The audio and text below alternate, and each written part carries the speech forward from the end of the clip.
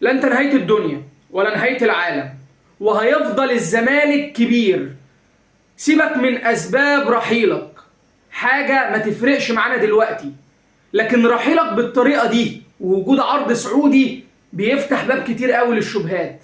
هل انت كنت بتجهز من فترة انك تعمل كده؟ هل انت شايف ان الجمهور اللي دعمك والجمهور اللي وقف جنبك وصنع اسمك من جديد يا جوزيه يا جوميز يستحق منك انك تمشي في توقيت زي ده؟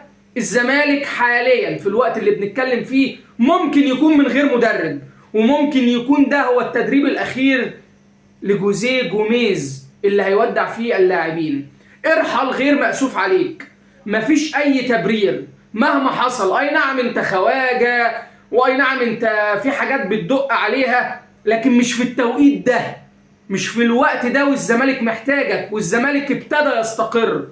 ربنا يكون في عون كل جمهور الزمالك. مش هقدر اقول غير ان انت اللي خسران يا جوزيه يا جوميز، ولنا حساب بعد كده عن اسباب رحيلك. مش مهم، خلينا دلوقتي نقف ونقول من غيرك بيك الزمالك اكبر قلعة رياضية في مصر. سلام.